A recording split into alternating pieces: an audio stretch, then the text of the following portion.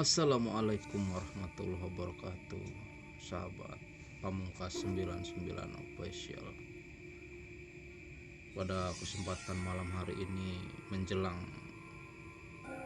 Idul Fitri, saya akan berbagi cerita sedikit tentang hal-hal misteri ataupun yang terjadi kepada sahabat saya.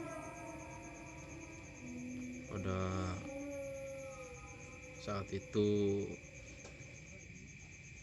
katakanlah orang yang bersangkutan hampir menjadi korban tumbal pesugihan. Beliau menceritakan secara detail semuanya daripada keganjilan yang beliau hadapi selama 3 malam berturut-turut. Awal cerita saya akan menceritakannya, katakanlah si korban ataupun yang hampir jadi korban itu katakanlah dia berpergiannya ke sebuah toko yang ada di daerah Petanggungan. Pada saat itu beliau atau yang bersangkutan memarkir motornya di depan toko tersebut. Ketika beliau selesai berbelanja, alangkah terkejutnya yang bersangkutan menemukan uang di katakanlah di bagasi motor depan. Itu apa sih namanya yang di depan itu? Sedang itu dengaran deh pokok. Ya, bagasi depan. Yang bersangkutan menemukan uang sebesar Rp50.000, satu pecahan ya, Rp5.000. Ketika uang tersebut dia dibawalah uang 50.000 tersebut ke rumah yang bersangkutan. Ketika itu yang bersangkutan tidak ada kecurigaan sedikit pun ya terhadap uang tersebut, tapi di sisi lain menyarankan kalau sisi lain yang orang-orang yang tak tahu tentang dunia seperti itu ya, menyarankan agar uang tersebut jangan dibelanjakan terlebih dahulu. Inisiatif dari keluarga yang bersangkutan ya, itu terlebih dahulu uangnya disimpan di Al-Quran ya, dalam lembaran Al-Quran. Jadi sebelum uang itu 1 minggu, katakanlah kalau memang uang itu uang untuk tumbal pesugihan, menurut cerita-cerita masyarakat katanya kalau dalam 1 minggu hilang berarti itu adalah uang pesugihan. Singkat cerita, pada katakanlah hari ketiga di rumah yang bersangkutan itu, katakanlah mereka kekurangan uang ya untuk berbelanja kebutuhan sehari-hari. Tanpa sepengetahuan sang suami, istri daripada yang bersangkutan membelanjakan ya sahabat, membelanjakan uang yang ada di bagasi motor tersebut ya, sebesar 50.000. Untuk belanjanya yang namanya juga orang sedang tidak ada beras atau lauk untuk makan ya, mereka membelanjakannya untuk makan mereka sekeluarga. Tanpa disadari ya mereka membelanjakan uang tersebut. Itu pas hari ketiga ya, mereka katakanlah ya suaminya pas nganggur gitu, belum ada job. Dibelanjakanlah uang tersebut. Ketika uang tersebut itu dibelanjakan ya, mungkin menurut yang bersangkutan sih uangnya nggak sampai habis ya, masih ada sisa 15.000. Uang yang dibelanjakan tersebut dibelikanlah beras dan lauk pauknya ya untuk makan sekeluarga. Pada hari keempat setelah uang itu dibelanjakan, malam kelimanya ada kejadian yang tidak diduga ya daripada keluarga yang bersangkutan tadi. awal terjadi keganjilannya kepada seorang anaknya ya, anaknya daripada orang yang menemukan uang 50.000 itu. Anak yang dari keluarga tersebut pada malam kelima itu dia tidak bisa tidur, katakanlah sering mengigau dan seperti ketakutan ya, berteriak ketakutan kepada ayah dan ibunya. Bilang anak kecil itu tidak bisa tidur pak, katanya ada sesuatu yang mengikutinya. Di hari kelima itu sampai jam 1:30 malam anak kecil tersebut ya tidak bisa tidur dikarenakan didatangi sosok yang tidak layak ya, katakanlah makhluk gaib gitu. Jadi pada malam kelimanya itu satu keluarga itu tidak tidur ya sahabat.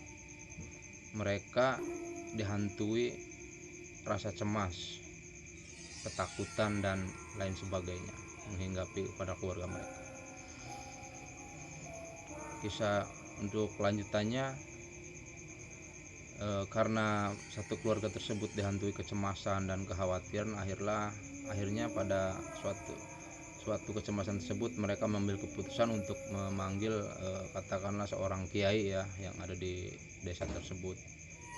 Dipanggillah di hari ke-6 itu karena suasananya semakin kacau ya, anaknya udah 2 hari tidak bisa tidur. Pada hari ke-6 itu katakanlah kiai yang dipanggil itu datang ke rumah yang bersangkutan untuk supaya minta didoakanlah supaya mereka lepas daripada gangguan makhluk yang katanya sih untuk meminta korban untuk pesugihan. Dan pada hari ke-6 ibaratnya rumahnya ya dipagarilah supaya makhluk tersebut tidak mengganggu keluarga mereka. Pas hari ke-7-nya, hari ke-6 itu pas hari ke-7-nya itu malah lebih parah ya. Jadi yang datangnya bukan satu makhluk saja, yang datangnya itu 3 makhluk gaib ya. Mungkin itu makhluk yang katakanlah ingon-ingon daripada orang yang menganut ataupun menganukan pesugihan ya. Pada malam ke-7 itu yang diganggu bukan anaknya lagi ya, melainkan si bapaknya. Bapaknya diganggu, katakanlah dalam keadaan sadar. Si bapak tersebut seperti dicekik dan yang mencekik si bapak tersebut itu bukan satu makhluk saja, tapi 3 makhluk yang datang ke rumah tersebut. Diawali dengan bunyi-bunyian di genteng rumah yang bersangkutan sebanyak 3 kali. Dan ketika bunyi itu datang dan gangguan itu pun datang juga. Singkat cerita, karena mungkin katakanlah yang bersangkutan itu indigo atau mempunyai kelebihan, terjadi perkelahian secara batin mungkin ya, secara batin dengan 3 makhluk tersebut. Menurut yang bersangkutan katanya beliau dikatakanlah dilindungi oleh seorang seperti orang keraton ya, seperti orang keraton, seperti katakanlah prajurit keraton itu melindungi daripada sisi batin daripada yang bersangkutannya. Pada saat itu beliau berkelahi dengan 3 makhluk tersebut, dan khodam yang ada di dalam si bapak tersebut katakanlah kalah ya, menang melawan 3 makhluk yang katanya meminta tumbal pesugihan ya. Ketika perkelahian terjadi, yang bersangkutan berhasil mengalahkan 3 makhluk tersebut, tapi 3 makhluk yang katakanlah jin atau apapun itu dari kerajaan yang katanya pesugihan itu meminta membalikan daripada uang yang 50.000 itu. Uang yang nggak seberapa 50.000 tapi mintanya nyawa, kan ngeri ya sahabat ya, ngeri banget itu. 50.000 coba mintanya nyawa. Akhirnya pada waktu itu karena yang bersangkutan diberikan katakanlah ancaman supaya untuk mengembalikan uang 50.000 itu ke asalnya. Nah, dikembalikanlah uang tersebut kepada toko yang dulunya dia datangi. Setelah uang itu dikembalikan, alhamdulillah ya, mereka sekeluarga terbebas dari tumbal pesugihan. Seperti itu ceritanya. Nanti kalau untuk khodamnya yang berada di si bapak tadi yang menceritakan kisah misterinya kepada saya, nanti saya akan bertanya-tanya kepada Kang Beni. Sebelum saya bertanya-tanya, saya akan terlebih dahulu memanggil Kang Beni. Mungkin posisinya beliau lagi ngopi di rumah atau mungkin sedang santai dulu di rumah. Ya sahabat, ditunggu ya video lanjutan ceritanya karena Kang Beni juga masih agak sibuk. Oke, dari saya ucapkan terima kasih sudah menonton video saya. Wallahul muwaffiq ila aqwamit thoriq. Wassalamualaikum warahmatullahi wabarakatuh. Jangan lupa subscribe, like, comment, and share karena subscribe itu gratis. Terima kasih dari saya.